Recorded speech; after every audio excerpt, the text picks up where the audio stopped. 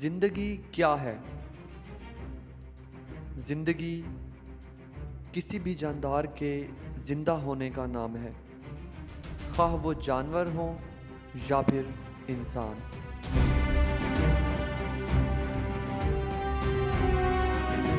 خواہ وہ زندگی سیارہ زمین پر ہو یا پھر سیارہ زمین کی حدود سے بہت دور ہو، جس کا ادراک بھی نہ کیا جائے۔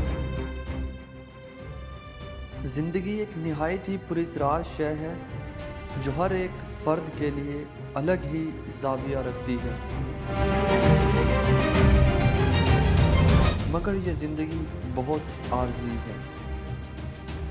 جدت کے ساتھ زندگی کی میعاد بھی کم ہو چکی ہے۔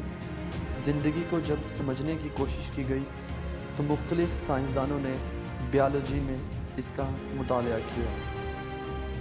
ہر انسان کئی ہزار بلین سیل سے بنا ہے۔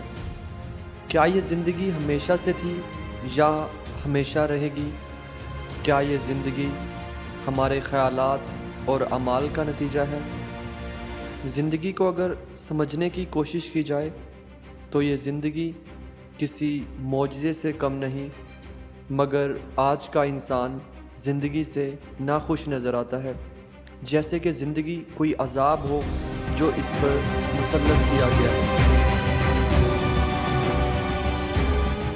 اگر باغور مشاہدہ کیا جائے تو ہم یہ جانتے ہیں کہ زندگی کا آغاز آدم سے ہوا، جنہیں کسی غلطی کی سزا کے طور پر اس دنیا پر بھیجا گیا، اور پھر اس طرح یہ زندگی آنے والی نسل کے لیے ایک امتحان بن گئی جس میں ہم سب گزر رہے ہیں۔ جدت کے اس دور میں زندگی کی قدر و قیمت بھی کم ہو گئی۔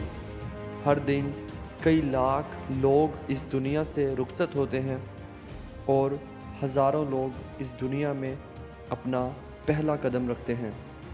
ہر انسان کی زندگی دوسرے سے مختلف ہوتی ہے، اور اسی طرح ہر انسان کی خواہشات اور انسان کے مسائل بھی مختلف ہوتے ہیں، مگر ہر انسان کے اندر خودی یعنی میں ہوں کا احساس ایک ہی ہوتا ہے۔ انسان کو خدا نے اس طرح بنایا ہے کہ سب ایک جیسے بھی ہیں اور ایک دوسرے سے مختلف بھی۔ ہر انسان دوسرے کا آئینہ ہے۔ ہر انسان کا الگ نقطہ نظر ہوتا ہے اور اس کے مطابق ہر نظریے کی ایک الگ حقیقت ہوتی ہے۔ اس دنیا میں آنے والا ہر انسان ہی تنہا ہے اور تنہا ہی لوٹ کر جاتا ہے۔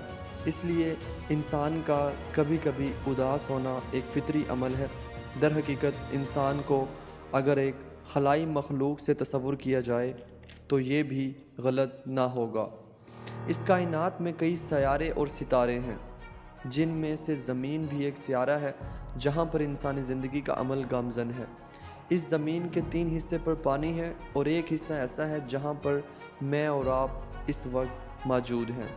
یہ زندگی بہت عارضی ہے، کچھ سال یا پھر کچھ لمحے جنہیں ہم وقت سے تعین کرتے ہیں، جبکہ اس زمین کے باہر وقت کا کوئی تصور نہیں، یا اگر ہے بھی تو اس وقت سے بہت مختلف۔ اگر اوسط دیکھا جائے تو انسان کی عمر 70 سال ہے، جن میں سے 35 سال وہ سو کر گزارتا ہے۔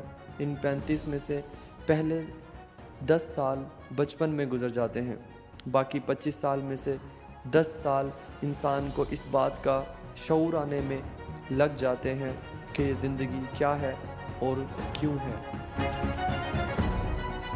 تو جناب، ہماری زندگی کے صرف 15 سال ہی باقی ایسے بچتے ہیں جن کے لیے میں اور آپ پریشان ہیں کہ یہ کیسے گزریں گے۔ زندگی ایک خواب کی طرح ہے، جیسے ہی آنکھ کھلتی ہے یہ ختم ہو جاتا ہے۔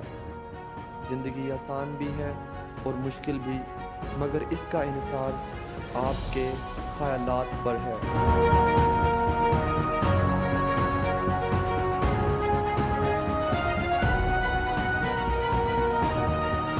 آج ہر انسان پیسے کے پیچھے بھاگ رہا ہے، پیسے کی خاطر غلط اور صحیح، حق اور ناحق کو بھول بیٹھا ہے وہ یہ سمجھتا ہے جیسے یہ زندگی شاید بہت طویل ہے جو کبھی ختم نہیں ہوگی۔ انتہائی عارضی زندگی میں کچھ لوگ اس طرح غرق ہیں جیسے کوئی حسین خواب میں محو ہو جسے باقی کسی شے کی کوئی خبر تک نہ ہو۔ اس زندگی میں انسان کو اختیار بھی دیا گیا ہے، مگر وہ اختیار انسان کو اس کی سوچ پر دیا گیا، جہاں پر شیطان کو بھی اختیار دیا گیا اس کی سوچ کے ذریعے اس کو گمراہ کرنے کا۔ اگر انسان کو اندازہ ہو جائے کہ اس کے ایک خیال کی کتنی اہمیت ہے تو کوئی انسان کبھی بھی کوئی منفی خیال نہ آنے دے۔ امام علی کا قول ہے، اپنی سوچ کو پانی کے قطروں سے زیادہ شفاف رکھو، کیونکہ جس طرح قطروں سے دریا بنتا ہے اسی طرح سوچوں سے ایمان بنتا ہے، مگر آج کا انسان ایمان سے محروم ہے، اسی لیے وہ روحانی و قلبی سکون سے بھی محروم ہے۔ واصف علی واصف صاحب لکھتے ہیں، جو جس کا خیال ہے وہی اس کا حال ہے۔ انسان کو علم شعور کی بنیاد پر افضل قرار دیا گیا، اور وہ بھی اشرف المخلوقات یعنی تمام مخلوقات سے افضل، مگر آج جو ہم انسانیت کی تذلیل دیکھتے ہیں وہ ناقابل بیان ہے۔